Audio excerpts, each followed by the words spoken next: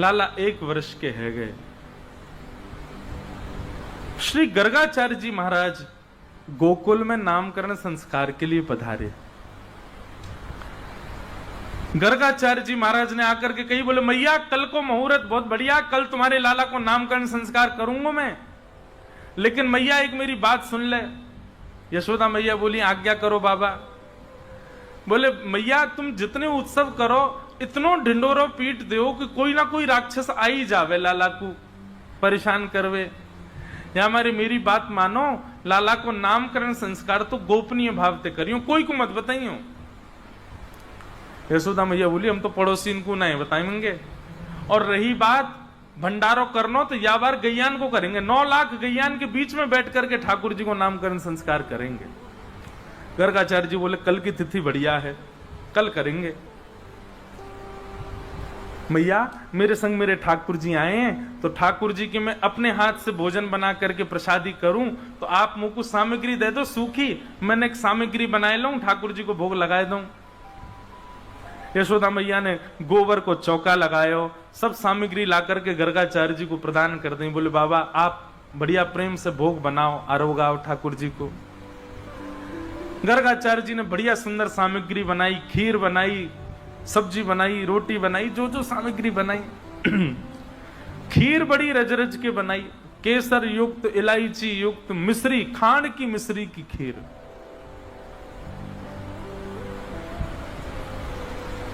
ऐसी सुंदर खीर बनाई कि महाराज भीतर नंद भवन में क्रीड़ा कर रहे ठाकुर जी को सुगंधी आए गई। और जैसे ही लाल जी को सुगंधी आई, खेलते खेलते ठाकुर जी तो रुक गए। नेक्स्ट से लाला और नेक्स्ट से बलराम जी। बलराम जी कहें लाला का गयो, तू रुक काई को गयो? बोले बाबा देख बाहर एक पंडित आयो, गर्गाचार्य उबा ने ऐसी जोर की खीर बनाई है, मेरे तो मुंह में पानी आ रहा है। श्री गर्गाचार्य जी ने खीर बनाई, ठाकुर जी के तो मुंह में पानी आ गयो। बलराम जी तो बोले बाबा मैं तो जा रहा हूं पावे, और मुझे बढ़िया लगी तो तुमको इशारा कर दूंगा, तुम आ जाइयो। बलराम जी बोले लाला मैं तो जानू तो बढ़िया लगी, अकेलो ही चट्ट कर जाएगा, मुझे नहीं बुलावे को, मैं जानू तो, लेकिन तू चलो जा, तू पाले कोई बात ना। ठाकुर जी गुटमुन गुटमुन गए और निकल करके बाहर आए। गर्गाचार्य जी की थाल में रखे भाई सुंदर खीर उठाए ली और प्रेम से पान लगे। गर्गाचार्य जी तो नेत्र बंद करके त्वदीयम वस्तु गोविंद तुभ्यमेव समर्पयेत् ग्रहण सुमुखो भुक्त्वा प्रसीद परमेश्वर नाम जप कर रहे थे। ठाकुर जी आए, आकर के जैसे ही पात्र उठा के पान लगे, गर्गाचार्य जी ने नेत्र खोल करके सामने थाल की ओर देखा तो खीर की पात्र गायब वहां से। नेत्र घुमा करके देखा तो बगल में छोटे से ठाकुर जी बैठे हैं, पूरे नाक पे, मुंह पे, आंख पे सब जगह खीर लगा ली और यहाँ तक खीर लग रही है और जीभ निकाल निकाल के नैने से लाल जी चाट रहे हैं। पहले तो हंसे, अरे यशोदा देख तेरो लाला तो भूखो दिखे, अरे देख मेरे गोपाल जी की, मेरे ठाकुर जी की भोग प्रसादी खीर खा गए हो। अब मैया भोग तो सबरो झूठा है गयो, अमुक दोबारा बनाना पड़ो। गर्गाचार्य जी बेचारे पहली बार हुई ना तो बड़े हंस हंस के बोल रहे हैं। मैया आई बाबा क्षमा कर दियो, लाला चंचल है बड़ो, मैं आपको अभी अंदर कर आऊं। ठाकुर जी को उठा करके भीतर कर आई, फिर से गोबर चौका लगायो, फिर से सामग्री दई, गर्गाचार्य जी ने फिर से सामग्री बनाई। दाऊ दादा बोले लाला कैसी रही खीर? बोले खीर तो बहुत जोर की, लेकिन चेला ने कच्चो है, मैया तो शिकायत कर दे मेरी। आधी अधूरी खीर में ही खींच लियो मैं, कोई बात ना लाला तू तो कृपालु है। बोले हाँ भैया चलो खेलेंगे हम तो। गर्गाचार्य जी ने दोबारा खीर बनाई और बढ़िया बनाई, पहले से बढ़िया सुंदर युक्त कर दे। अपने ठाकुर जी से, ठाकुर जी अब भोग लगाओ, नन्हे से बालक ने झूठा कर दिया आपका प्रसाद, अब प्रेम से पाओ। त्वदीयम वस्तु गोविंद तुभ्यमेव समर्पयेत्। ठाकुर जी भीतर खेलते खेलते फिर रुक गए। बलराम जी बोले का बे लाला? बोले अब की बार तो पहले तो जोर की बनाइए खीर। बोले लाला बार बार मत जावे, शिकायत कर देगो। बोले कहा करेगी मैया ने, एक आध थप्पड़ी तो मारेगी लेकिन मुंह तो मीठा हो जाएगा। ठाकुर जी गुटमुन गुटमुन चल के आए, गर्गाचार्य जी नेत्र बंद करके बैठे, भोग में तो खीर को पात्र उठा लियो, अब की बार पायो, आहा इतना स्वाद। ठाकुर जी प्रेम प्रेम से पान लगे, खूब प्रेम से सुंदर स्वीकार कर रहे हैं। तो ठाकुर जी ने खीर पाई, गर्गाचार्य जी ने नेत्र खोले और जैसे देखे अब की बार खीर का पात्र नहीं मिला, बगल में ठाकुर जी बैठ के पा रहे हैं। गर्गाचार्य जी को अब तो क्रोध आ गया, बोले यशोदा, अरे मैया देख तेरे लाला ने कहा कियो, मेरे ठाकुर जी को पहले वो भोग झूठो कर दियो, फिर ते भोग झूठो कर दियो। मैया अगर तेरे मन में नाए हो तो मुझे बता दे, मैं कहीं और जाके भोग लगा लूंगा। मेरे ठाकुर जी इतना लंबा सफर करके आए, भूखे प्यासे बैठे बेचारे, ये तेरो लाला भोग ही ना लगान दे रो।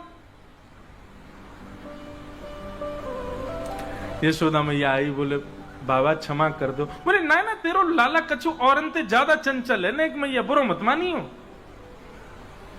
यशोदा मैया बोली बाबा मो तो या बात की बड़ी शांति है कि खीर ही खा रहा है, नहीं जे तो शालिग्राम जी को गुलाब जामुन समझ के खा जाए।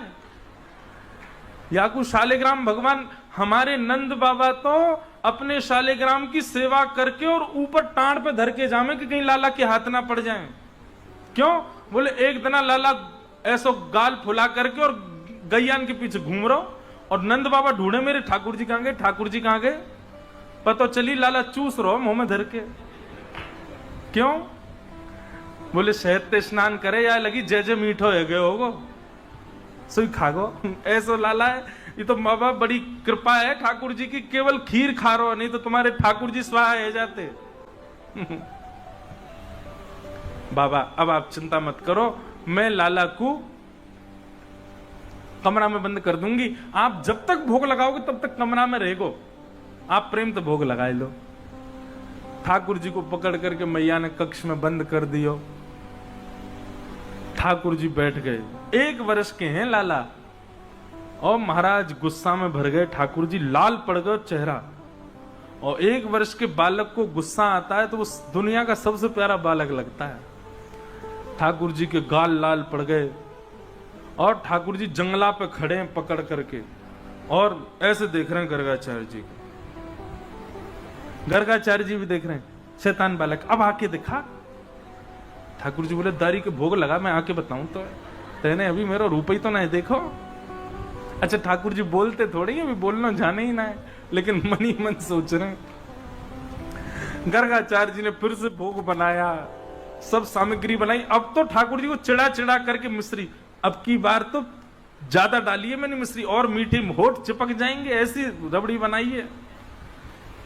ठाकुर जी बोले नहीं, अगर मैंने तेरी खीर को भोग लगाया तो मेरा नाम भी कुंवर कन्हैया नहीं। बुला के दिखा। गर्गाचार्य जी ने जैसी खीर को भोग लगा करके महाराज अपने ठाकुर जी के सामने पधराए हो। नन्हे से ठाकुर जी कौन ताले वाले, उनके सामने तो नेक में महाराज ताले वाले सब खुल गए भारते। ठाकुर जी ने किवाड़ खोली और घुटमुन चल करके गए और सामने तक खीर उठाई और खीर लेकर के प्रेम से पान लगे। यहाँ गर्गाचार्य जी त्वदीयम वस्तु गोविंद, थोड़ा अपना जाप वाप करने के बाद नेत्र बंद करके बैठे थे। ठाकुर जी भोग लगा रहे हैं और जैसे ही अब की बार नेत्र खोल करके देखा तो नन्हे से गोपाल जी नेक से बटुआ से ठाकुर जी के 4 भुजा प्रकट है गई और महाराज एक भुजा से खीर को पात्र पकड़ो है, एक भुजा से ठाकुर जी खीर पा रहे हैं और अपनी तीसरी भुजा से वही खीर को लेकर के गर्गाचार्य जी को पवा रहे हैं। गर्गाचार्य जी ने जब चतुर्भुज रूप का दर्शन किया, गर्गाचार्य जी के नेत्र सजल हो गए, भगवान में आपके रूप को पहचान नहीं पाया। ऐसा सुंदर रूप प्रकट करके श्री गर्गाचार्य जी को सुख प्रदान कर रहे हैं ठाकुर जी। नन्हे से गोपाल जी। गर्गाचार्य जी को ठाकुर जी ने कह दिया, बोले हे गर्गाचार्य जी, हमने आपको अपने रूप का दर्शन इसलिए कराया कि आप यशोदा मैया को बताना नहीं कि मैं कौन हूं। मैं यहां यशोदा मैया और ब्रजवासीन को प्रेम पावे के काजे आया हूं, और यदि मैं ये बता दूंगा कि मैं साक्षात भगवान हूं तो ये स्वच्छंद प्रेम नहीं करेंगे मोते, ये बनावटी प्रेम करेंगे। फिर या हमारे मेरी प्रभुता छुपी रहन दियो, इनको मत बताइयो कि मैं साक्षात भगवान हूं। गर्गाचार्य जी ने प्रणाम कियो। अगले दिना लाला को नामकरण संस्कार भयो। सबसे पहले बलराम जी को नाम राम रखा गया, पर गर्गाचार्य जी बोले मैया आपके या बालक को नाम राम है, पर बल की अधिकता के कारण सब याकूब बलराम कह करके पुकारेंगे। बोलो बलराम जी महाराज की, बलभद्र भैया की। बलराम जी को नामकरण है गया। और जैसे ही ठाकुर जी की बारी आई, आहा, हे मैया, आपके लाला के बहुत सारे नाम होंगे, गुण कर्म के अनुसार अलग अलग नाम होंगे। मैया बोली, बाबा इतने सारे नाम का ही धर रो है, एक ही नाम बता दे, मैं कैसे बुलाऊंगी अपने लाला है। बोले मैया ठीक है, आपके लाला का नाम रखता हूं। ये कभी शुक्ल वर्ण का था, कभी रक्त वर्ण का था, कभी किसी किसी वर्ण का था। इस बार ये कृष्ण वर्ण का बन के आया है, या हमारे में आपके लाला को नाम कृष्ण रखूं। बोलो बाल कृष्ण लाल की। ठाकुर जी का नाम कृष्ण रखा गया। भगवान को नामकरण संस्कार रह गयो। ठाकुर जी के अब मित्र बन गए। कौन है मित्र? मधुमंगल, श्रीदामा, तन सुखा, मन सुखा, धन सुखा, सुबल, ये ठाकुर जी के मित्र हैं। एक दिन ठाकुर जी अपने सब मित्रन के संग बैठे, और मित्रों के संग बैठे हुए ठाकुर जी बोले, भैया कल से हम लोग सब यज्ञ करेंगे। मधुमंगल, श्रीदामा बोले, क्यों लाला, यज्ञ क्यों करेंगे? अरे नंद बाबा रोज अग्निहोत्र करें। मैंने उनसे पूछी, अग्निहोत्र करवे ते कहा होवे? तो नंद बाबा बोले, अग्निहोत्र करवे ते मन चाही वस्तु प्राप्त हो जाए, अग्निदेव प्रदान करें। ठाकुर जी के सब सखा बोले, लाला तू काहे को करेगो अग्निहोत्र? बोले अग्निहोत्र करेंगे, अग्निदेव को प्रसन्न करके कहेंगे हमारी सुंदर सी बहू आ जाए, बस हमारा ब्याह हो जाए। अग्निदेव की प्रतीक्षा कर, अग्निदेव को प्रतिष्ठान करेंगे। सब श्रीदामा मधुमंगल 3.5 वर्ष के ठाकुर जी। सोचो 3.5 वर्ष के ठाकुर जी, सखा कितने बड़े बड़े होंगे। नेक्से से सबरे सखा बैठ गए, सूखे पत्ता इकट्ठे करके अग्नि प्रज्वलित कर ली। सूखे पत्तन को चूरो बना के आपस में बांट लियो। ठाकुर जी आचार्य बन के बैठ गए और बोले, सुनो मैं मंत्र बोलूंगा और जैसे ही कहूं स्वाहा सबरे डालियो। और नेक भी यदि तुमने चूक करी ना, नेक भी मैंने स्वाहा बोली और तुमने नहीं डालो, तो फिर मोते मत कहियो। यदि तुम्हारी पत्नी काणी आ जाए, एक हाथे लूली आ जाए, लंगड़ी आ जाए, तो समय पर स्वाहा करना पड़ेगा। सब ग्वाल बाल बोले, जो कहे वो लाला सो करेंगे, तू करवा। ठाकुर जी ओम नम नम नम स्वाहा, सब स्वाहा, सब एक संग डालते। हे सीधामा तू देरी ते डाले, देख लियो लंगड़ी आ जाएगी तेरी बहू, अग्निदेव को प्रसन्न करो।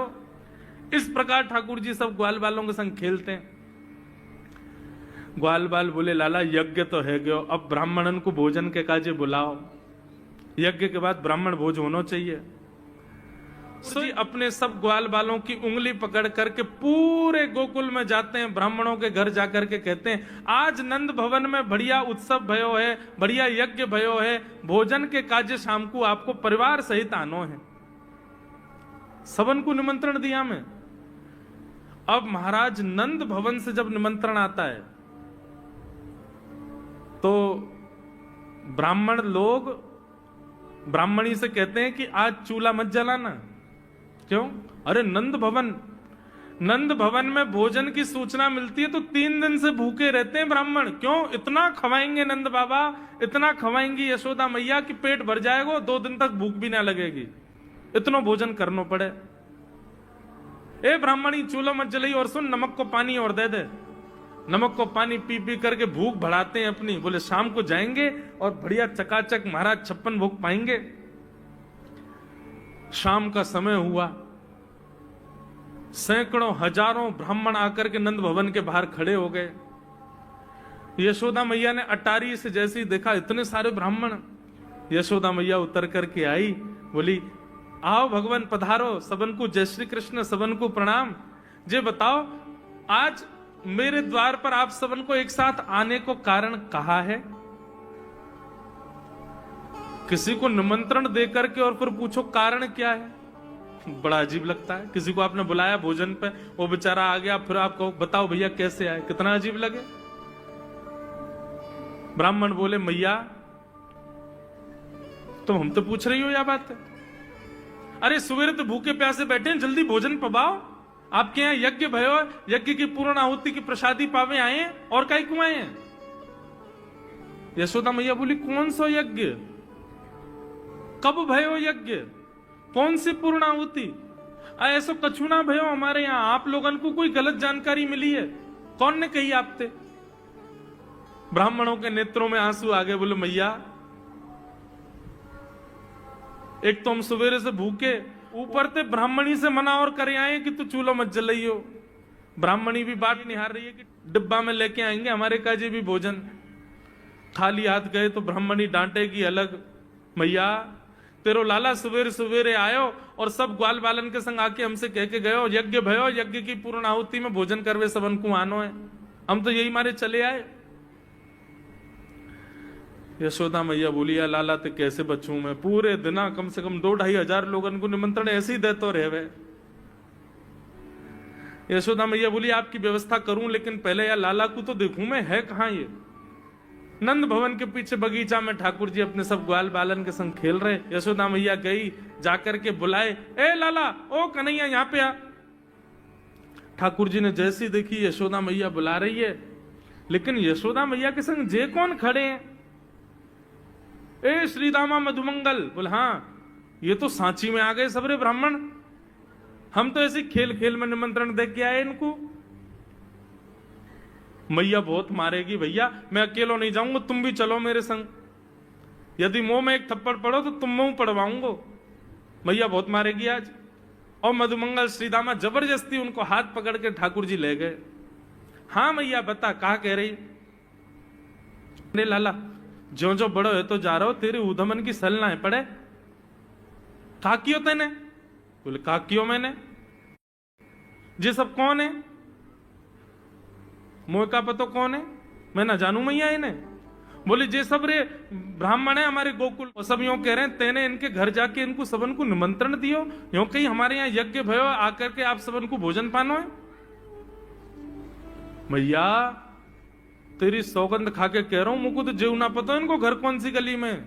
झूठ बोल रहे हैं सब रे, मैंने निमंत्रण ना दियो। ब्राह्मण सब बोले, मैया देखो कैसो सफेद झूठ बोल रहे हैं आपके आगे। मैया बोली, सच बता, तेने निमंत्रण क्यों दियो? तब ठाकुर जी बोले, मैया बताऊं? बोले, बता। बोले, हम खेल खेल को यज्ञ कर रहे, वाह यज्ञ में सामग्री नहीं, वाह यज्ञ में मंत्र बोलवे वाले भी ना है, वाह यज्ञ में कोई ब्राह्मण भी ना हो, आपस में ही सब यज्ञ कर रहे। भाई यज्ञ के बाद ये मधुमंगल बोलो ब्राह्मण भोजन होना चाहिए, इन ब्राह्मण को न्योता दे दियो। मैया बोली, अब ये ब्राह्मण आगे कहां पवाऊं?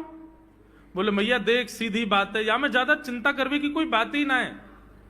जब बिना मंत्र के, बिना ब्राह्मणन के, बिना यज्ञ के हमारो यज्ञ है सके, ऐसे ये भी खाली खाली दोना लेके बोलते हैं, हाँ भाई रसगुल्ला बहुत बढ़िया बनो है, ये देखो ओ हो मोहन थार तो बहुत ही बढ़िया बनी है, सब्जी तो पूरी कितनी बढ़िया लग रही है, खाली पत्तल लगा दे, खाली दोना लगा दे, और भाव से ये लोग भी पाल लेंगे है क्यों भोजन, भाव को यज्ञ भाव को भोजन।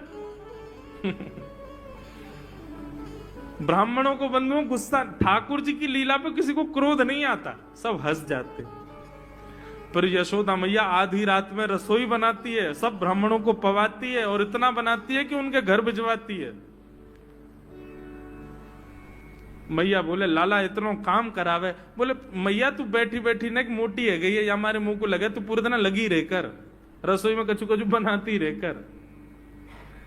ऐसी ठाकुर जी की मधुर कि मधुमंगल जो था ना, सब अपने अपने घर की सामग्री लाए थे, वन में बैठे थे।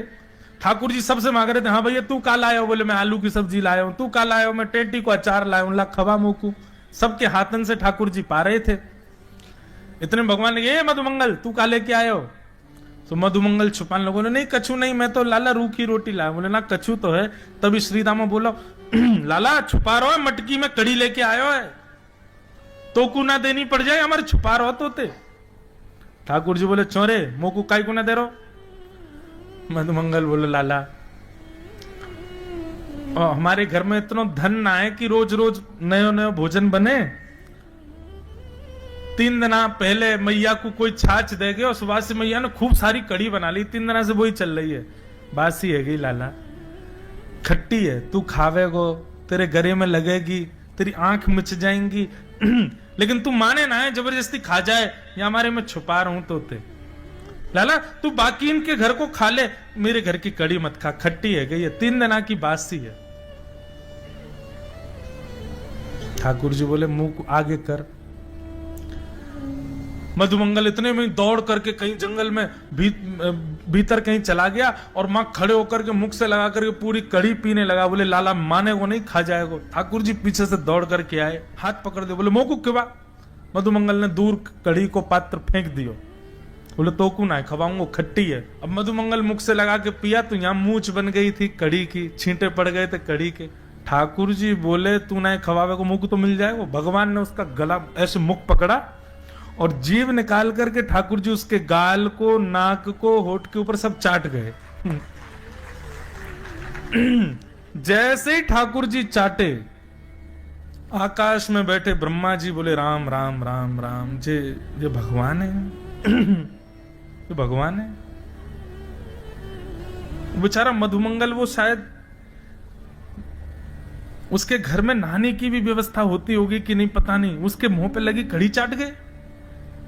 ये भगवान नहीं है, ये जरूर कोई भेलूपिया है। हम 33 करोड़ देवताओं को इसने पागल बना रखा है, ये भगवान नहीं हो सकते। ठाकुर जी तो प्रेम में प्रकट हुए हैं, ठाकुर जी तो अपनी प्रेमास्पद लीला कर रहे हैं। या जाने कहां गवार, ये गवारों के समझ आने वाली बात नहीं है। और ब्रह्मा तो वो है जिसकी एक बुद्धि नहीं है, 4 बुद्धि है।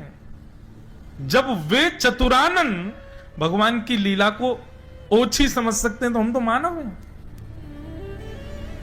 ब्रह्मा जी बोले राम राम राम, ये भगवान नहीं है। और ब्रह्मा जी गए और भगवान के अवकाश पाते जैसे भगवान यमुना जी पान करने गए, उनके ग्वाल बालों का हरण करके ब्रह्मा जी ले गए। अब देखता हूं ये बहलूपिया कृष्ण क्या करेगा। ठाकुर जी जैसे लौट के आए, सारे ग्वाल बाल हरण हो गए। भगवान बोले मेरे ग्वाल बाल कहां चले गए भैया? खूब ढूंढे, नहीं मिले। ठाकुर जी रोने लगे, अरे मधुमंगल सीतामा तुम कहां चले गए? तभी ठाकुर जी ने अपने ऐश्वर्य को प्रकट किया, नेत्र बंद करके ढूंढा कहां हैं। तब दिखे ब्रह्मलोक में हाथ पांव बांध के ब्रह्मा ने बंधी बना रखे। भगवान बोले इस ब्रह्मा की इतनी हिम्मत। ठाकुर जी ने जैसे ही नेत्र खोले, जितने ग्वाल बाल थे सब ठाकुर जी में से प्रकट हो गए और उनके साथ ठाकुर जी लीला करने लगे। बोले इसको तो बाद में बताऊंगा मैं। 1 वर्ष तक ठाकुर जी अपने ही अंदर से प्रकट किए ग्वाल बालों के संग लीला करते रहे। 1 वर्ष बाद ब्रह्मा जी को लगा अब देखूं तो सही बहलूपिया कृष्ण क्या कर रहा है, रो रहा होगा जरूर। नीचे आकर के ब्रह्मा जी ने देखा तो जितने ग्वाल बाल ब्रह्मलोक में थे वो सब नीचे भी घूम रहे थे। ब्रह्मा जी बोले ये कैसे संभव हो सकता है, इनको तो मैंने बंदी बना रखा है। तो ब्रह्मा जी बोले मेरी जैसी डिट्टो कॉपी केवल और केवल नारायण कर सकते हैं और कोई नहीं। नहीं तो कोई और देवता में सामर्थ्य नहीं कि मैं जिसको बना दूं उसका दूसरा कोई बना दे।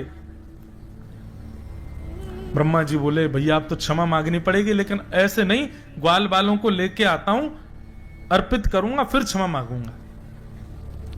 ग्वाल बालों को लेने के लिए ब्रह्मा जी नीचे से जैसे ब्रह्मलोक जाने लगे तो ब्रह्मा जी से पहले ठाकुर जी ब्रह्मलोक चले गए और ब्रह्मा जी का रूप धारण करके गए। और रूप धारण करके ब्रह्मा जी के द्वारपालों से कहा आजकल नकली ब्रह्मा बहुत घूम रहे हैं, मेरे जैसे दिखने वाला दूसरा आए तो मेरा आदेश है सीधे प्रहार करके मार पीट के भगा देना उसको, कोई दिक्कत नहीं। अब भगवान ब्रह्मा का रूप धारण करके ब्रह्मलोक में बैठ गए। असली ब्रह्मा आए तो वहां तो सीधे ऑर्डर थे कि सीधे मार दो। ब्रह्मा जी भीतर प्रवेश करने लगे, इतने में तो महाराज द्वारपालों ने बरसाने शुरू किए डंडा। ब्रह्मा जी बोले क्या कर रहे हो, क्या कर रहे हो, तुम ब्रह्मा को मार रहे हो, तुमको देख लूंगा मैं। बोले तेरे जैसे बहुत घूमे, चल भाग यहां से, हमारो असली ब्रह्मा तो भीतर बैठे हैं, तू बेलूपिया है। ब्रह्मा जी बोले अरे मैं ब्रह्मा हूं, मैं नीचे गया था पृथ्वी पर देखने। बोले तुम ब्रह्मा नहीं हो, ब्रह्मा तुमसे 10 मिनट पहले आके भीतर चले गए। अंत में ब्रह्मा जी ने स्वीकार कर लिया कि मैं नकली हूं, मैं भेलूपिया हूं, मैं भेलूपिया हूं, लेकिन मेरी प्रार्थना है असली ब्रह्मा से मुझको मिलवा दो। तब लेकर के भीतर गए तो ब्रह्मा जी के पदवी पर स्वयं श्रीमन नारायण ब्रह्मा का रूप धारण करके बैठे थे, लेकिन ब्रह्मा जी को वो साक्षात नारायण के रूप में दिख रहे थे। ब्रह्मा जी ने स्तुति गाई। नौमिड्यते ब्रवपुषे टडिदंबराय गुंजावतं सपरिपिच्छल सन्मुखाय वन्यस्त्रजे कवलवेत्र विशाल वेणु लक्ष्मश्रिये मृदुपदे पशुपांकजाय। हे ब्रह्मा जी, आपने गलत किया, आपको संशय हुआ था तो मुझसे मिलना था, ग्वाल वालों को क्यों हरण किया आपने? ब्रह्मा जी बोले भूल हो गई भगवान, क्षमा कर दो। बोले नहीं, इस भूल की क्षमा नहीं करूंगा मैं, और मेरा दंड यही है कि अब मैं तुमसे बात नहीं करूंगा। और भगवान रूठ करके चले गए। इससे बड़ा और क्या बुरा होगा? ब्रह्मा जी से भगवान ने बात नहीं करी। इसलिए भैया मैं बार बार निवेदन करता हूं, ठाकुर जी की सेवा में अपराध बन जाए चलेगा, पर ठाकुर जी जिनसे प्रेम करते हैं, ऐसे संत, ऐसे वैष्णव, ऐसे भक्तों का कभी अपराध मत करना। ब्रजमंडल में महाराज 56 भोग बने हैं, देसी घी की मधुर सुगंध आ रही है, सब ब्रजवासी अपने अपने घरों में 56 भोग बना रहे हैं। ठाकुर जी नंद बाबा के पास गए, गोद में जाकर के बैठ गए और नंद बाबा से बोले बाबा जे कौन के काजे 56 भोग बननो है? नंद बाबा बोले लाला हम सब किसान हैं, हमारे इष्ट इंद्रदेव हैं, तो इंद्रदेव को प्रसन्न करने के लिए हम लोग 56 भोग बना रहे हैं। साल में एक बार हम इंद्र की पूजा करें तो हमारी पूजा से प्रसन्न है करके इंद्र ओलावृष्टि, अतिवृष्टि, अनावृष्टि इन सबन से हमारे खेतन की रक्षा करे, या हमारे हम इंद्र की पूजा कर रहे हैं। ठाकुर जी बोले अच्छा बाबा एक बात बताओ, आपने इंद्र को प्रसन्न कर लियो और कहीं वायु देवता नाराज है गए तो? इंद्र तो प्रसन्न हो गए लेकिन वायु ही खत्म है गए, तो आपकी फसल बच जाएगी? बोले नहीं। तो फिर वायु देवता की भी पूजा करो, तो इंद्र देवता की भी, वायु देवता की भी। और बाबा एक बात और सुनो, कहीं इंद्र देवता प्रसन्न है गए, वायु देवता प्रसन्न है गए और सूर्य देवता नाराज है गए और वो सोचे कि मैं तो प्रकट ही नहीं हूँ, तो आपकी फसल है जाएगी, आपकी खेती बाड़ी है जाएगी? बोले नहीं, सूर्य का प्रकाश तो चाहिए। तो फिर तीसरे सूर्य देवता की भी पूजा करो। और सब प्रसन्न है गए, वरुण देवता नाराज हो गए तो जल ही नहीं डालोगे तो बीज उत्पन्न कैसे होगा? पिताजी यदि आप ऐसे एक एक देवता को प्रसन्न करोगे तो 33 करोड़ देवता हैं, सबके चाहवे से ही हमारी खेती बाड़ी चल रही है। एक देवता भी नाराज हो जाए तो हम कुछ नहीं कर सकते, लेकिन 33 करोड़ देवताओं को पूजने का विधान नहीं है। पत्तों में जल नहीं डाला जाता है, वृक्ष की जड़ में जल डाला जाता है, पत्ते अपने आप पुष्पित और पल्लवित हो जाते हैं। ये 33 कोटि देवताओं की जड़ के रूप में, मूल के आधार के रूप में नारायण हैं। यदि आप उनको निवेदित करोगे तो सब देवता प्रसन्न हो जाते हैं, और वही नारायण हमारे ब्रजमंडल में गोवर्धन रूप में विराजमान। चलो सब गोवर्धन की पूजा करेंगे। ब्रजवासी बोले या नेक्स्ट से लाला की बात मान करके हम वर्षन से चली आ रही इंद्र की पूजा बंद नहीं करेंगे। अरे लाला कौन सा देवता गोवर्धन नाथ? बोले साक्षात नारायण ही हमारे ब्रजमंडल में गोवर्धन रूप में विराज रहे हैं। लाला कहीं इंद्र नाराज है गए तो? इंद्र नाराज है गए तो? ठाकुर जी बोले जिनकी शरण में जा रहे हो वे तुम्हारी रक्षा करेंगे। इंद्र उनते बड़ो ना है, ये इंद्र आदि तो सब देवता हैं, पर ये तो साक्षात भगवान, चलो उनकी शरण में। अब भी ब्रजवासी राजी नहीं थे। ठाकुर जी ने सबसे कही, बोले आपने इंद्र को कभी देखा है? सब बोले नहीं। बोले लेकिन हम वचन देते हैं कि हमारे गोवर्धन नाथ प्रकट होकर दर्शन देंगे। अब चलो, तो दर्शन के प्रलोभन में सब गोवर्धन नाथ के दर्शन होंगे, दर्शन होंगे, देवता दिखेगो, देवता हमको आज दिखेगो, कैसे होवे देवता। इस भाव से सब ब्रजवासी 56 भोग ले करके गोवर्धन जा रहे हैं। सब ब्रजवासी 56 भोग लेकर के पहुंच गए गोवर्धन। गोवर्धन पहुंच करके सबन ने 56 भोग सजाए, गिरिराज जी की परिक्रमा लगाई, मानसी गंगा से श्री गोवर्धन नाथ जी को अभिषेक किया। अब सब लोगों ने 56 भोग सजाए, सब लोग गिरिराज जी से प्रार्थना करने लगे, स्तुति गाने लगे। इतने में ही 4 भुजा वाले श्री गोवर्धन नाथ गिरिराज पर्वत के ऊपर प्रकट है गए, और चारों भुजाएं खाली हैं, शंख चक्र गदा पद्म नहीं है ठाकुर जी के हाथ में। चारों भुजाओं से ब्रजवासियों को बुला रहे हैं और कह रहे हैं लाओ ब्रजवासियों भोग, लाओ ब्रजवासियों भोग। सब ब्रजवासी तो देख करके बोले अरे लाला देख तेरो सांचो देवता प्रकट है गयो। अरे भैया हमने तो जीवन में पहली बार देवता देखो, देखियो कैसो प्रकाश आ रहा है यहाँ में। सब ब्रजवासी अपने अपने घर की सामग्री लेकर के जा रहे हैं, अपने हाथ से गिरिराज जी को पवारे, आप ही पूजे आप पुजावे। ठाकुर जी खुद ही पूजा कर रहे हैं, खुद को ही पुजवा रहे हैं। दो रूप से खड़े हैं, एक रूप से गिरिराज जी पे, एक रूप से नीचे। ब्रजवासी श्री दामा मधुमंगल लाला के पास गए, बोले लाला तेरा देवता है तो बड़ो सुंदर। ठाकुर जी बोले देवता है भैया। बोले लाला एक बात बता, जे देवता को चेहरा तोते बहुत मिल रहा है, देखियो बिल्कुल तेरे जैसा लग रहा है, अगर तेरे दो हाथ लगा दिए जाए तो ऐसा लगेगा तू ही देवता बन के खड़ो है का। ठाकुर जी बोले ना ऐसी बात ना है, देवता तो गोरो है ना, मैंने कारो सो। बोले कहीं ना देवता तेरे जैसो कारो ही है। लाला सही सही बता, जाते तेरा चेहरा कैसे मिल रहा है, तुम दोनों एक जैसे काई को लग रहे हो। ठाकुर जी बड़ा सहज उत्तर देते हैं। ठाकुर जी बोले भैया मैं अपनी गैया चरावे गोवर्धन पर्वत पे आऊं तो जा गैया को दूध मैं पीऊं, जब गैया चरावे गोवर्धन पर्वत पे आऊं तो वही गैया को दूध निकाल के गोवर्धन नाथ पी ले, एक ही गैया को दूध हम दोनों पी में, या हमारो चेहरा मिले। श्रीदामा बोलो लाला जे कोई बात तो है ना, एक गैया को दूध पीवे तो चेहरा कैसे मिले। बोले जैसे मैया को दूध पीवे थे बहन भैयान को चेहरा मिल जाए, वैसे गैया को दूध पीवे थे मेरा और गिरिराज जी को चेहरा मिले। मधुमंगल श्रीदाम बोले लाला तो फिर बछड़ान को चेहरा क्यों ना मिल लो हम थे, ये बछड़ा बछिया अब ऐसे मोह नंबो करके क्यों चले, जो तो गैया को दूध पी में। लाला सांची बताइए तेरो चेहरा कैसे मिल लो यार। ठाकुर जी बोले यही बात है और कोई बात ना है। ठाकुर जी बात वहीं रोक करके कहीं और चले गए। लेकिन ब्रजवासियों का भोलापन देखो, इतने में नारद जी आए और 56 भोग में से कुछ सामग्री लेके इंद्र के पास चले गए। इंद्र से बोले और इंद्र क्या हालचाल तुम्हारे। इंद्र बोले बढ़िया, हाथ आगे करो जरा। इंद्र ने हाथ आगे किया, बोले लो मोहन थार खाओ। इंद्र ने मोहन थार खाई, बड़ी बढ़िया, कहाँ से लाए। बोले बढ़िया लग रही है। बोले हाँ। बोले लो पेड़ा खाओ, लो रसगुल्ला खाओ, एक कलाकंद खाओ, रबड़ी खाओ। इंद्र बोलो महाराज आनंद आ गया, कहाँ से लाए हो इतना स्वादिष्ट। बोले तुमको स्वाद तो पता होगा, थोड़ा स्वाद समझ नहीं आ रहा तुम्हारे। बोले थोड़ा थोड़ा ऐसा लग रहा है, मेरी हर वर्ष ब्रजवासी मेरी पूजा करते हैं ना, तो उनके प्रसाद को स्वाद बिल्कुल ऐसा ही रहे। बोलो वहीं से लाए हैं। आजकल तुम्हारी पूजा बंद हो गई है ना, वहाँ गोवर्धननाथ की पूजा हो रही है, अब तुम्हारी पूजा तो बंद, तुम्हारा पत्ता साफ हो गया मास। इंद्र बोला क्या कह रहे हैं आप। बोले हाँ वो नन्ना सा बालक कृष्ण है ना, उसने सबको गिरिराज जी की शरण में पहुंचा दिया। इंद्र बोले इन ब्रजवासियों की इतनी हिम्मत, मेरी पूजा छोड़ दी इन लोगों ने, इस साल भर में एक बार मेरी आराधना करते हैं बंद कर दी। मेघ मालाओं को आज्ञा कर दिया, जाओ जाकर के पूरे ब्रजमंडल पर बरस जाओ, इतना बरसना कि पूरा ब्रज डूब जाए। यहाँ सब गिरिराज जी को भोग पवा रहे थे, नाच रहे थे, गा रहे थे, इतने में गड़गड़ गड़गड़ करके काले काले बादल आकाश में आ गए, अंधेरा हो गया महाराज, पूरे ब्रजमंडल पर अंधेरा छा गया। सांबर तक ऋतु। इंद्र ने साधारण बादलों को नहीं भेजा, जिन बादलों को प्रलय के समय पर वर्षा करने भेजते हैं उन बादलों को भेजा। सांबर तक में एक बूंद हाथी के सूंड के समान गिर रही है आकाश, और वो भी मूसला था। ब्रजवासी त्राही माम करके दौड़ने लगे। अरे लाला हम तो पहले ही मना कर रहे, इंद्र की पूजा बंद मत करो, देखो नाराज है क्यों। ठाकुर जी बोले अविश्वास प्रकट नहीं होना चाहिए, जिनकी शरण में आए हो उनसे प्रार्थना करो।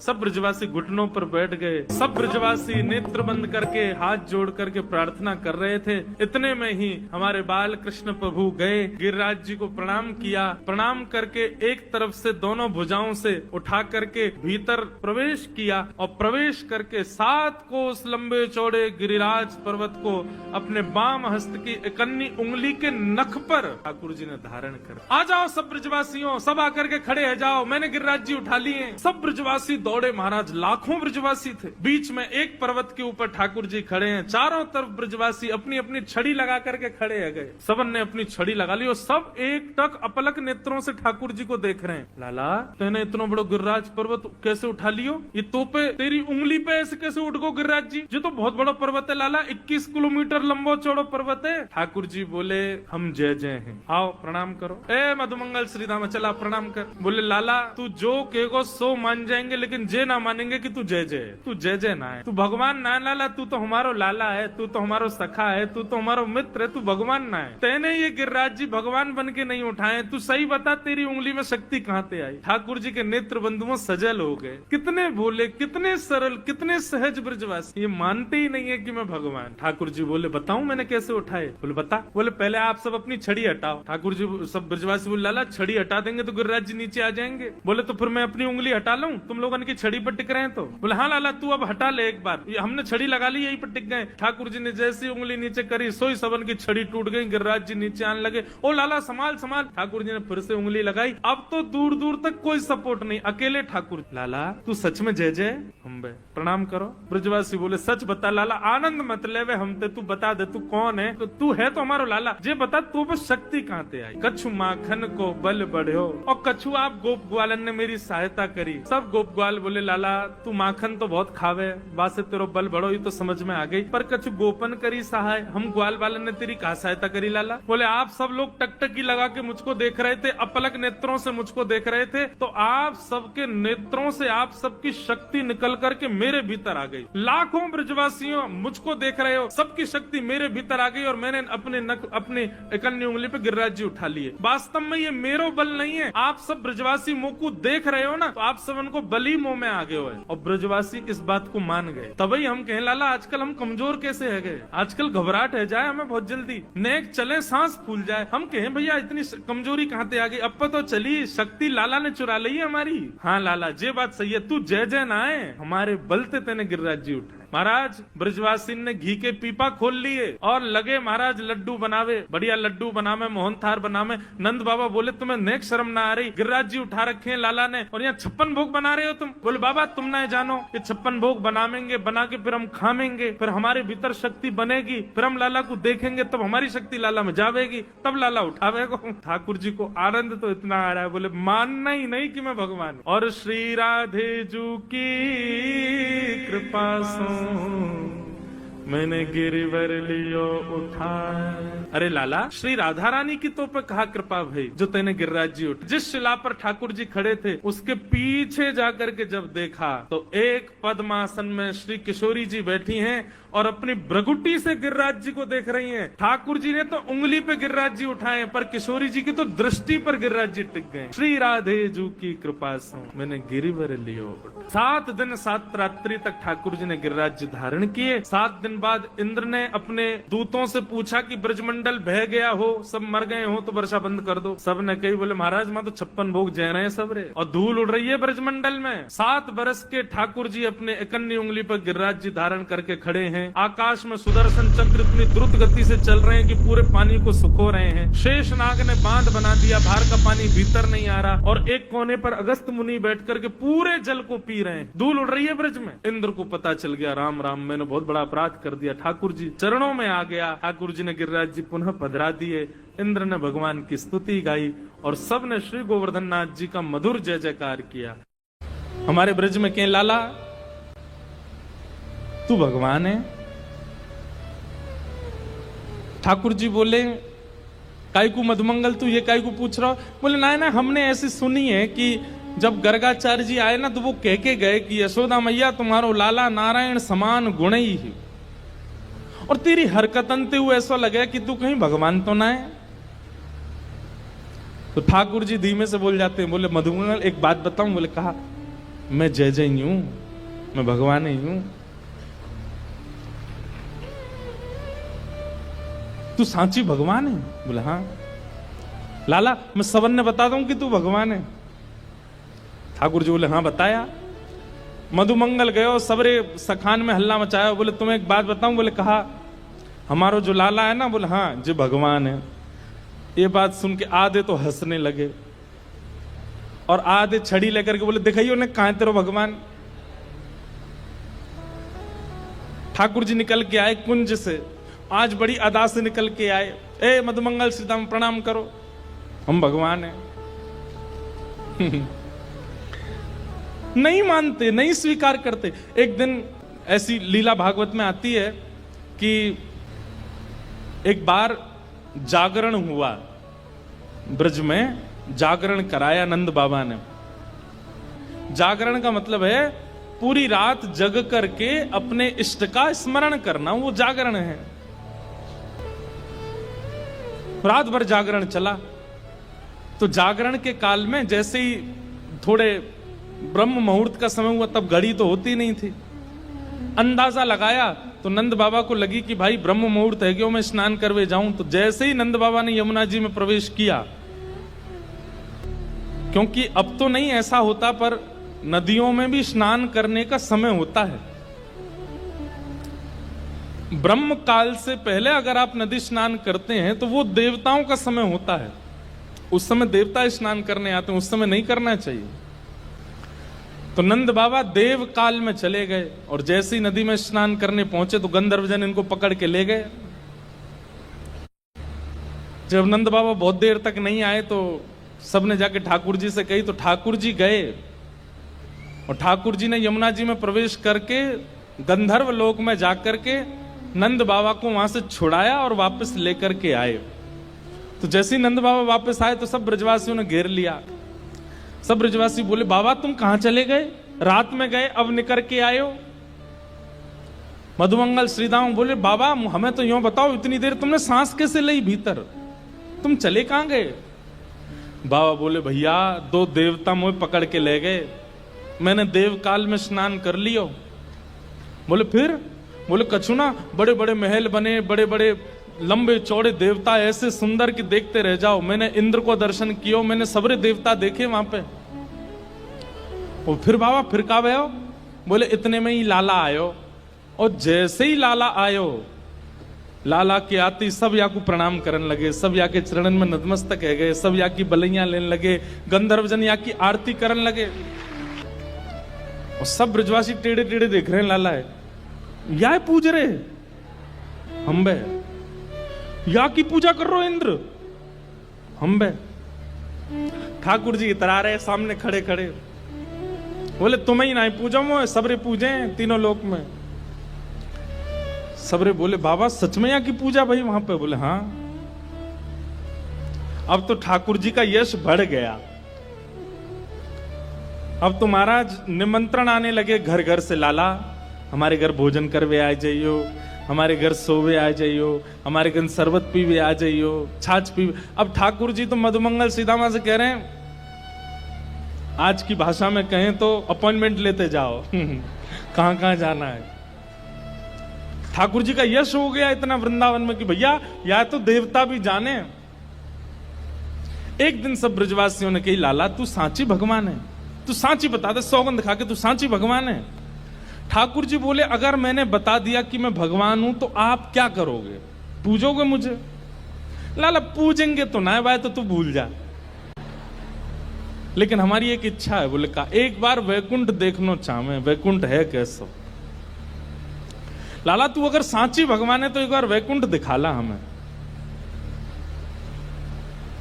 ठाकुर जी बोले, मेरे हाथ पकड़ो। सब रे ग्वाल बालन ने ठाकुर जी के हाथ पकड़े, बोले नेत्र बंद करो। जैसे ही नेत्र बंद किए, अंतर ध्यान सब ग्वाल बालों को लेकर के ठाकुर जी को सीधे वैकुंठ पहुंच गए।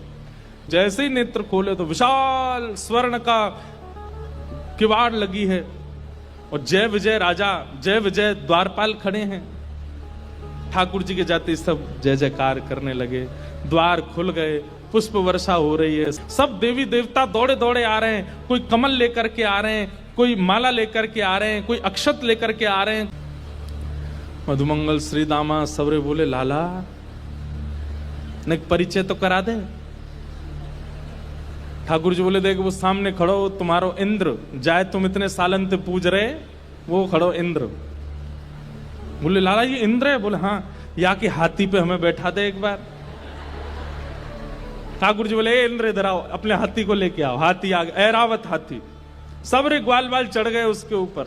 ठाकुर जी लेकर के पूरे वैकुंठ में घुमा लाए, नीचे उतर आए। बोले लाला बहुत जोर को हाथी है, या ले चल वृंदावन, अपने पास ही धरेंगे, वहीं घूमे करेंगे। यहाँ पे ऐरावत हाथी की बहुत सारी सूंड हैं और अद्भुत उसका स्वरूप है, श्वेत रंग का वो है।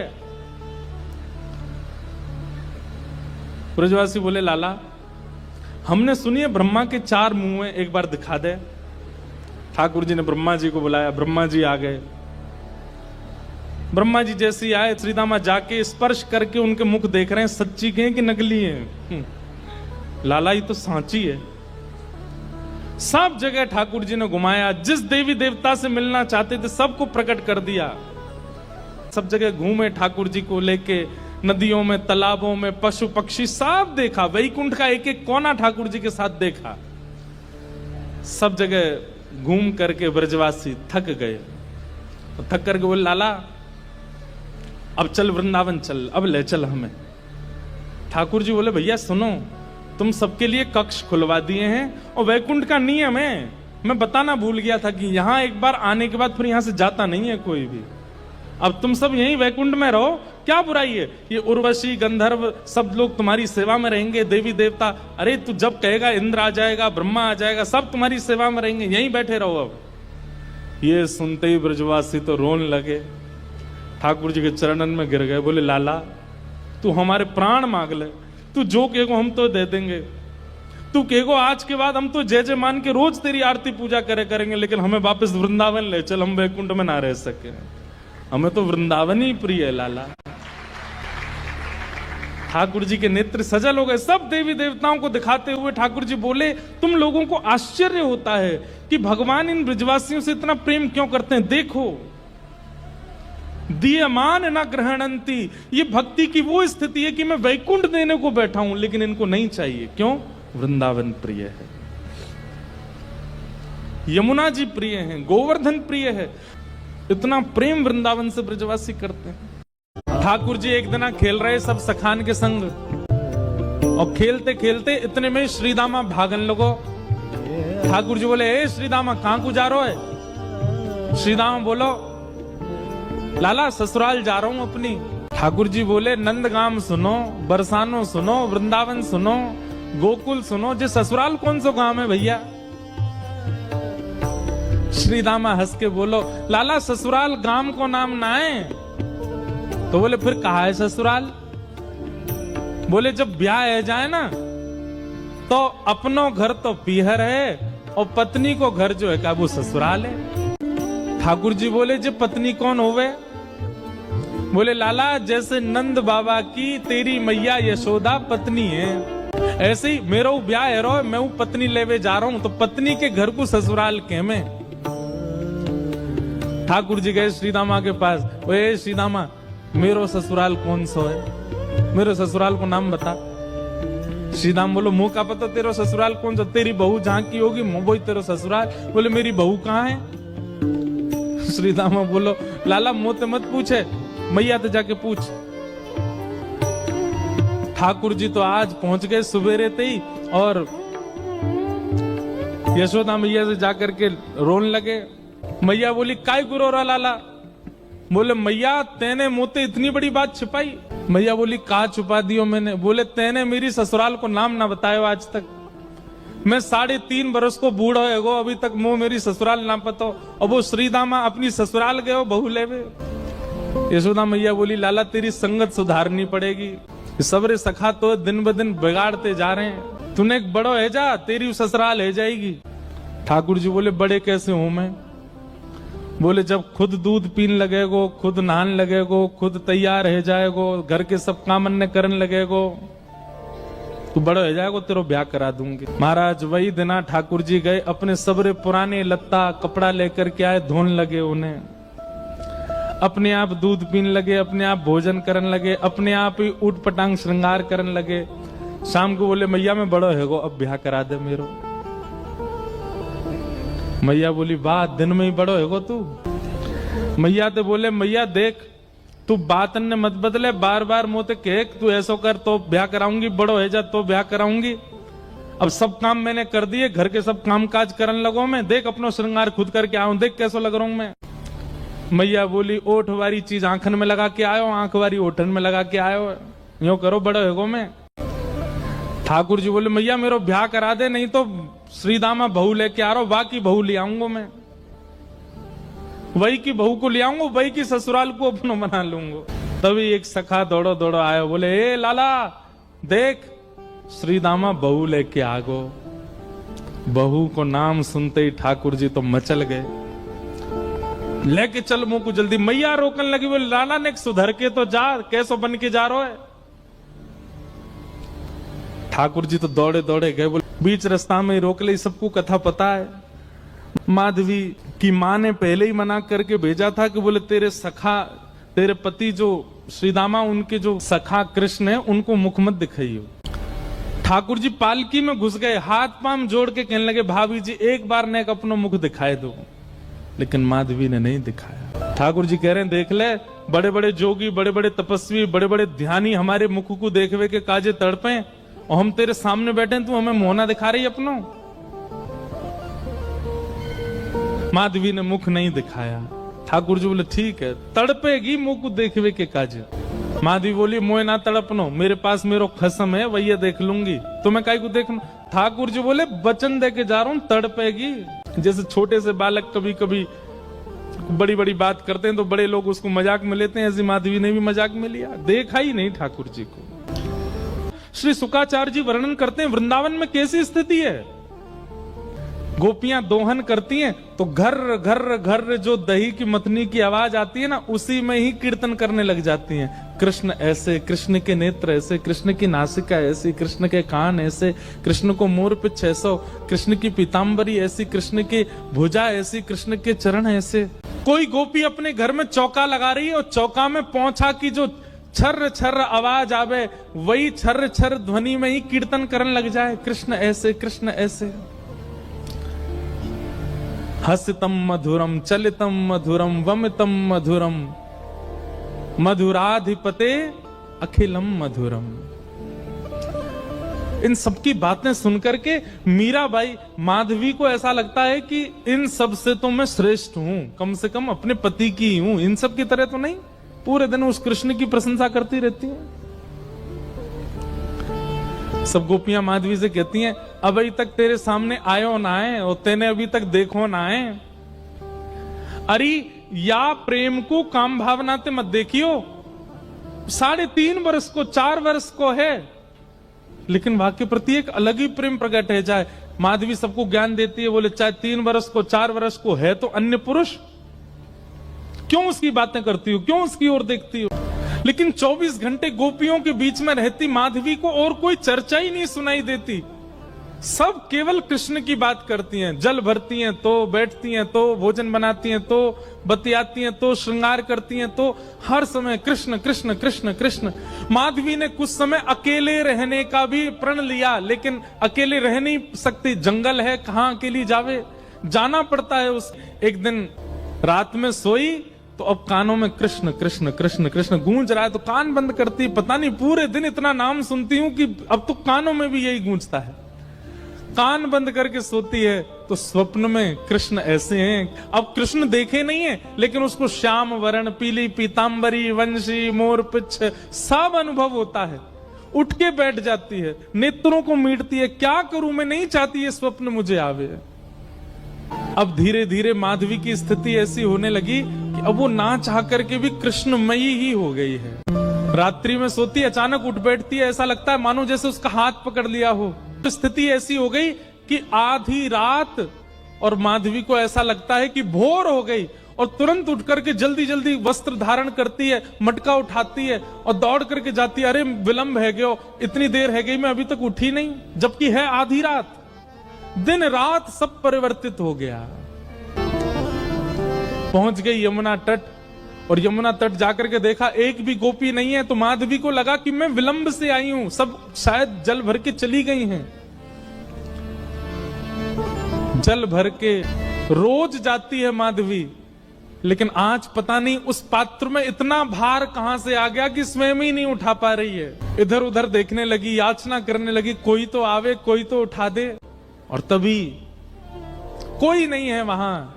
नंद नंदन श्याम सुंदर चलते हुए आ रहे माधवी के पास। माधवी की मति घूम गई है, आधी रात ही आ गई, और तभी ठाकुर जी वहां पहुंच गए। पहले तो चाल देखी तो चाल पर मोहित हुई, फिर जब वक्ष देखा तो वक्ष पर, जब हाथ देखे तो हाथ की चलन पर मोहित हो गई, और मुख देखा तो भूल गई सुध बुध। ठाकुर जी आए और आकर के मंद मुस्काए के बोले, हेरी गोपी उचाए ना पा रही, चल ले मैंने एक हाथ लगा दूं, उचाले याकू। और एक तरफ से माधवी ने मटकी पकड़ी और दूसरी तरफ से ठाकुर जी आकर के नन्हे से गोपाल जी ने जैसे ही हाथ लगाया मटकी उठने लगी। लेकिन मटकी पर नेक सहारा देते माधवी रख लेती, ऐसा नहीं। ठाकुर जी मटकी उछा के, जैसे जैसे मटकी उछ रही है वैसे वैसे ठाकुर जी लंबे होते जा रहे हैं, और बिल्कुल माधवी के नेत्रन के सामने आकर के खड़े है गए। कटाक्ष नेत्रों के सामने कोई गोपी टिक नहीं पाती, और माधवी को ठाकुर जी प्रत्यक्ष देख रहे हैं, सामने खड़े हैं कि और वो एक क्षण के लिए जो रूप माधुरी का दर्शन हुआ, वो दर्शन देकर के ठाकुर जी खिलखिल करते हुए भाग गए वहां से। अब माधवी चाहती है कि पीछे भागें, लेकिन पैर स्तब्ध हो गए। माधवी चाहती है कि चिल्लाए कि रुक जाओ, पर बोल नहीं पा रही है। माधवी चाहती है कि इधर गए मैं नेत्र घुमा करके देख लूं, पर नेत्र घूम नहीं पा रहे। पूरा शरीर मानो जैसे एक स्थूल स्तब्ध एक मूर्तिमंत की तरह खड़ा हो गया है। केवल नेत्रों से अश्रु गिर रहे हैं, कुछ नहीं कर पा रही, बेसुध है माधवी। वहीं खड़ी रही तब तक जब तक भोर में गोपियां जल भरने नहीं आ गईं। अश्रु जलों से जल पूरा वस्त्र भीग चुके हैं माधवी के। और तभी सब गोपियां आई, आकर के अरे ये माधवी ये पहले ही आ गई जल भरवे। सब ने जाकर के हिलाया, स्पर्श के बाद भी माधवी हिल नहीं पा रही है। बस नेत्र लाल पड़े हैं, अपलक नेत्र हैं और नेत्रों से केवल अश्रु गिर रहे हैं। बोलना चाहती है, कहना चाहती है, चिल्लाना चाहती है, किसी को पकड़ना चाहती है, पर कुछ नहीं कर पा रही है। तभी गोपी गई और यमुना जल लेकर के जैसे ही माधवी के मुख पे छिड़को, माधवी तुरंत सचल जैसी हो गई और धड़ाम से मूर्छित होकर गिरी। गोपियां सब उसके चरण मसलने लगी, हाथ पकड़ने लगी, सिर सहलाने लगी। और जैसे ही होश में आई, होश में आती बस रो रही है और पूछ रही है वो कहां है, मोहनी मूरत सांवली सूरत, वो कहां है। जिस गोपी ने अपना मुख छुपाया मां के कहने पर ठाकुर जी से, जब उसने ठाकुर जी को देखा तब उसके मन में आया कि अरे मां, विश्व की मां तो बालकों का कल्याण करने वाला पथ दिखाती है, पर आपने मुझे कैसा मार्ग बताया। जिस संसार से मुख छुपाना चाहिए था उसको तो दिखाने की आज्ञा दी, और जिनको दिखाना चाहिए था उनसे छुपाने की कह दी। बस कृष्ण दिखें कैसे भी। समय आया, इंद्र पूजा बंद करके सब ब्रजवासी गोवर्धन पूजा करने के लिए गए, और 84 कोस के जितने ब्रजवासी हैं सब इकट्ठे भये। और वहीं इंद्र ने जब कोप करके वर्षा की, 7 वर्ष के ठाकुर जी ने 7 कोस लंबे चौड़े गिरिराज पर्वत को अपनी बाम हस्त की कन्नी उंगली पर धारण किया। और जैसे ही ठाकुर जी ने गिरिराज जी धारण किए, दूर दूर खड़े हुए लाखों ब्रजवासी सब गिरिराज जी के समीप आ गए, सब भीतर आके खड़े हो गए। सब में आपस में चर्चा चल रही। अब गिरिराज जी 7 कोस लंबे हैं और दूर दूर वाले ने तो ठाकुर जी दिखे ही नहीं रहे। सब बस ये कह रहे हैं नंद के लाला ने गिरिराज जी उठा लिए, नंद के लाला ने पर्वत उठा लियो, नंद के लाला ने पहाड़ उठा लियो। यही चर्चा जब माधवी के कान में पड़ी तब माधवी बोली शायद अब तो सबके बीच में ठाकुर जी अब तो दिख ही जाएंगे, क्योंकि जब जब श्याम सुंदर को देखने माधवी जाती नेत्रों में जल आ जाता, धुंधलापन आ जाता, ठाकुर जी दिखते नहीं, क्योंकि शाप दे दिया ठाकुर जी ने। और ये शाप नहीं है, ये शाप नहीं है, ये विरह है। ठाकुर जी दिखते नहीं है मीरा को, माधवी। लेकिन आज सोचने लगी सबके बीच में ठाकुर जी खड़े, यहां तो मैं छुपके देख ही लूं उनको, शायद दिख जाएं। जैसे ही नेत्र भर के ठाकुर जी को देखने का प्रयास किया, जल भर आया नेत्रों में, मानो जैसे कोई धुंध आ गई हो, खूब मीड़ रही है, अपनी आंखों को मीड़ मीड़ के लाल कर ली है, लेकिन ठाकुर जी दिख नहीं रहे हैं। आज पीड़ा असहनीय हो गई माधवी की। अर्धरात्रि का समय ठाकुर जी के चरणों से लिपट गई और बोली मैंने इतना बड़ा अपराध किया कि आप मुझे दिख ही नहीं रहे हो। हे श्याम सुंदर, अब पीड़ा मत दो, अब दिख जाइए, एक क्षण दिख जाइए, आप दिखें और मैं प्राण त्यागूं, बस मुझे और कुछ नहीं चाहिए। ठाकुर जी बोले माधवी तेने मुझको अपना रूप नहीं दिखायो। माधवी बोली देख लो, मैं सामने खड़ी हूं, अब देख लो मेरे नेत्र, मेरे मुखमंडल को देख लो, जैसे चाहो देख लो, पर मेरे ऊपर तो ये जो दोष है ये हटाओ, मुंह को देखन दो आपको। ठाकुर जी बोले अब तो माधवी ये पीड़ा तुमको ने सहनी पड़ेगी, क्योंकि वस्तु का मूल्य तब चित्त में ज्यादा बढ़ता है जब वह वस्तु समीप हो पर मिले ना। और प्रेम लक्षणा भक्ति में जितना विरह होगा, जितनी व्याकुलता होगी, जितनी तड़प होगी, उतना वह प्रेम पुलकित होगा, उतना वह प्रेम लक्षणा भक्ति का इत्र महकेगा और दूसरों को महकाएगा। मैं चाहूं आगामी कलिकाल में लोगन के चित्त में श्रद्धा होगी, विश्वास होगो, लेकिन प्रेम नहीं होएगो। उनके चित्त में प्रेम प्रकट करवे के काज मैं तो नहीं आऊंगो, तो को भेजूंगो। और वाके काजे तोए या जन्म में मेरे रूप के दर्शन को त्याग करना पड़ेगो, थोड़ो सहनो पड़ेगो। मीराबाई ने सहा है हमें और आपको प्रेम देने के लिए। मैं और आप आज जिस प्रेम के मार्ग पर चल रहे हैं, जिस प्रेम की एक बिंदु हमारे ऊपर गिरती है, वह बिंदु के अधिकारी हम मीराबाई की वजह से बने हैं, क्योंकि उन्होंने द्वापर में दर्शन का त्याग किया है। त्याग नहीं, विरह सहा है। वो तड़पी हैं ताकि हमें प्रेम दे सके। माधवी बोली, मुझे बस अवधि बता दीजिए, कम से कम एक अवधि पता होगी तो मैं उस अवधि के सहारे रह लूंगी कि इतना समय लगेगा आपके दर्शन में। एक अवधि बता दो, 10 वर्ष, 50 वर्ष, कितने वर्ष लगेंगे? अवधि सुनकर के तो माधवी गिर पड़ी, रोने लगी। ठाकुर जी बोले, एक युग। इतना विरह तो किसी गोपी को भी नहीं मिला, इतना विरह तो किसी ब्रजवासी को नहीं मिला जितना विरह माधवी को मिला है। एक युग का विरह। और एक वैष्णव का स्वरूप नहीं है आत्म दाह करना, चाहे तो त्याग दे शरीर, लेकिन नहीं। अब कृष्ण ने कहा है कि प्रतीक्षा करो तो करनी है। वो प्रतीक्षा के ही शब्द हैं जो मीराबाई लिखती हैं, जो शब्द हमारे हृदय को विदीर्ण करके भीतर प्रवेश कर जाते हैं। वो शब्द किसी 2, 4, 10 वर्ष की प्रेमिका के नहीं है, एक युग की प्रतीक्षा करने वाली प्रेमिका के शब्द हैं। कलिकाल का प्रारंभ हुआ और इसी कलिकाल में जैसे गंगा प्रकट होने से पूर्व कहती है कि मुझे धारण करने लायक है कोई पृथ्वी में, तब हिमालय ने अपनी गोद पसारी। ऐसे ही ऐसी प्रेम लक्षणा, ऐसी प्रेम की पराकाष्ठा स्वरूपा वो माधवी, उनको धारण करने वाला कोई वंश है? तब मेड़ता का राव दूधाजी का परिवार सौभाग्यवंत हुआ और शरद पूर्णिमा के दिन भक्तिमती मीराबाई का प्रादुर्भाव हुआ। वही माधवी कलयुग में मीरा बन करके प्रकट हुई। मीराबाई का वास्तविक नाम मीरा नहीं है, मिहिरा। बहुत शांत प्रशांत स्वभाव की हैं। एक चंचल बालक की तरह ऐसी चंचलता, चपलता, चतुरता नहीं है उनके चित्त में। बहुत सरल, छोटी सी बात पर रीझ जाने वाली, मान जाने वाली, प्रसन्न हो जाने वाली मीरा है। मीरा को ऐसे ही नहीं भेज दिया है राव दूधाजी के यहाँ, क्योंकि उनके यहाँ नित्य सत्संग होता है, कथाएं सुनती हैं। जोशी जी कथा सुनाने के लिए आते हैं, मीराबाई सुनकर के प्रसन्न हो जाती हैं, प्रश्न पूछती हैं, ऐसे ऐसे प्रश्न पूछती हैं कि जोशी जी ही स्तब्ध हो जाते हैं।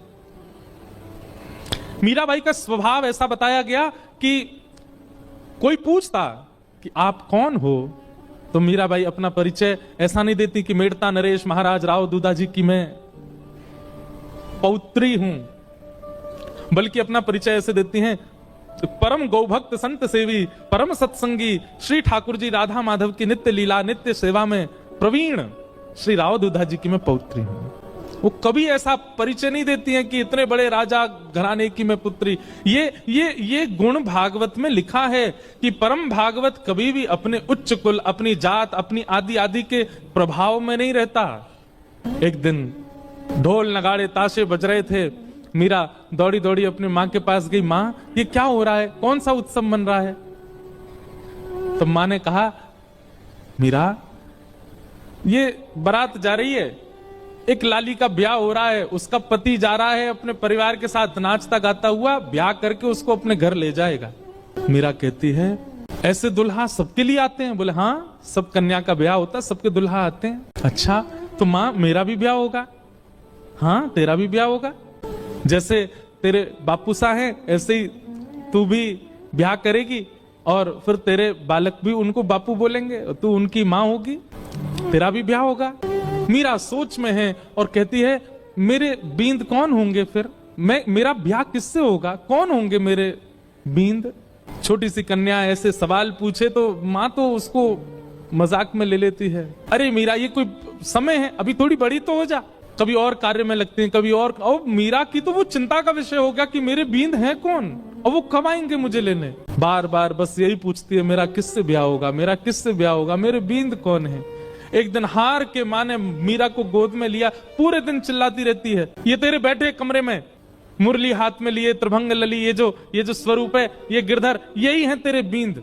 स्वरूप देखा ठाकुर जी का और माँ ने कह दिया यही है तेरे बींद, तो मीरा के चित्त में ऐसा विश्वास प्रगाढ़ हो गया कि यही है मेरे बींद और कोई नहीं।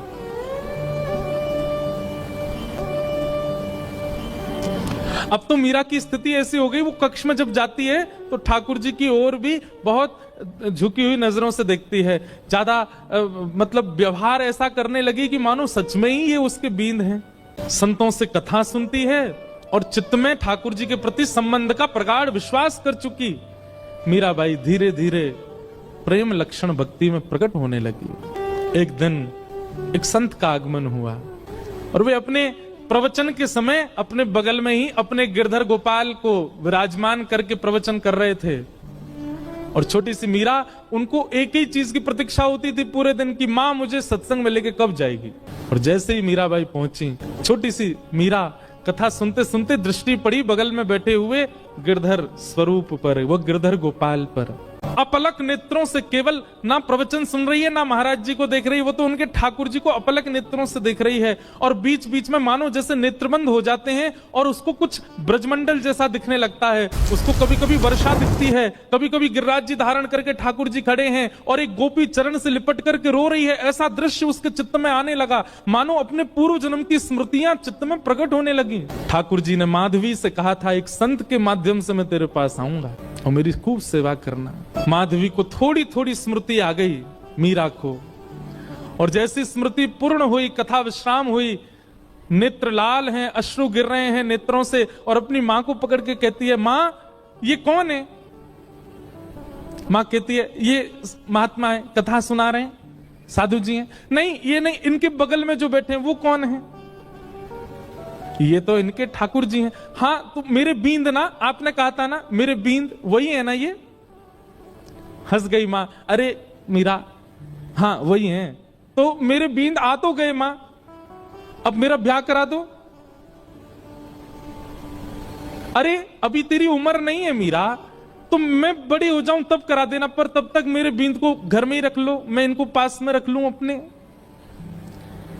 बालपन की वो बातें सबको नहीं भाती हैं। प्रणाम करने के लिए मंच पर जब गई, मीरा के नेत्र सजल। महाराज जी ने पूछ लिया, अरे बिटिया क्यों रोती है। मीरा कहती है ये मेरे हैं, ये आपके साथ आए हैं, इन्होंने मुझे वचन दिया था ये एक साधु के साथ आएंगे, ये मेरे हैं, आप इनको मुझे दे दीजिए। कोई अपने ठाकुर कैसे दे सकता है किसी, वो भी पूजा के ठाकुर जी हो तो दिए भी जाएं, लेकिन जिनसे स्नेह प्रेम के लाड़ के ठाकुर जी वो किसको कैसे मिल जाएंगे।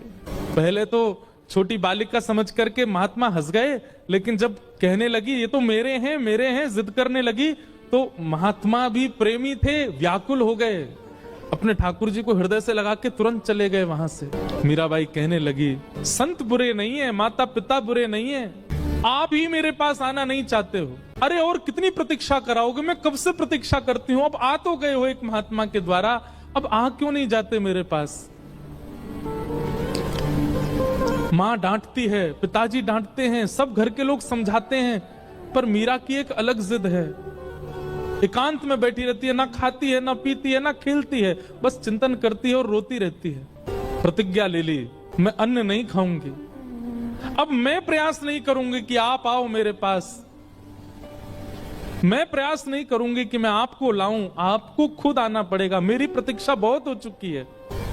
वहां महात्मा ठाकुर जी की सेवा शयन करा करके जैसे शयन में गए, ठाकुर जी उनके स्वप्न में आ गए और स्वप्न में आकर के बोले, बाबा आपने मेरी खूब सेवा करी, खूब मेरे 56 भोग लगाए, खूब मुझको लाड़ प्यार कियो, खूब मुझको डुलायो, इतनो भाव से मेरी सेवा करी, बाबा पर अब आपकी सेवा पूरी है गई। जो बालिका आज कथा में आई, मैंने वाकु वचन दियो है कि मैं आपके माध्यम से आऊंगा, आप उनको जाए के मुंह को दे दो। अब जब ठाकुर जी ही स्वयं आज्ञा कर दें तो फिर जय जय, मेरी सेवा में कोई कमी रह गई? नहीं नहीं, कोई कमी नहीं बाबा, मैं तो बहुत प्रसन्न हूं, पर अब कछु दिना आप एकांत में भजन करो, फिर मेरी प्राप्ति हो जाएगी। अब आप तो चले जाओगे, फिर मेरी सेवा कौन करेगा? या हमारी सेवा विस्तार के लिए वह कन्या को मोह दे दो। और अर्धरात्रि का समय, नन्ही सी मीरा अनशन व्रत पर मानो बैठी हो, और महात्मा पहुंच गए। ले मीरा है गिरधर तेरा, ले मीरा है गिरधर तेरा। अपने ठाकुर जी को लेकर के गए। सेवा बड़े भावत करियो, रखियो नने नानेरा, बेटी ले मीरा है गिरधर। मीरा के चित्त में पीड़ा भी हो रही है और वो नाच भी रही है। नाच इसलिए रही है कि आज मानो जैसे वर्षों और युगों का विरह समाप्त होगा, पर पीड़ा इस बात की है कि मैं एक वैष्णव की सेवा ले रही हूं। उन महात्मा के नेत्रों के आंसू मीरा को बहुत सुहागन है बेटी। ये पहले मुझसे रीझे थे, मेरे पास आए, लेकिन अब ये तो से रीझ गए हैं। मैं अपनी तरफ से नहीं दे रहा हूं, ठाकुर जी ने आके मुझे आज्ञा दी है कि वो तोते सेवा कराना चाहें। मीराबाई को ठाकुर जी दे दिए हैं।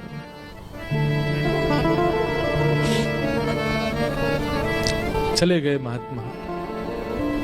ये ठाकुर जी का नियम है बंधुओं, एक को संयोग देते हैं तो जिसको संयोग दे रहे हैं मानो किसी को वियोग देके आए, और जिसको संयोग दिया है वो तैयार रहे, एक दिन वियोग मिलेगा।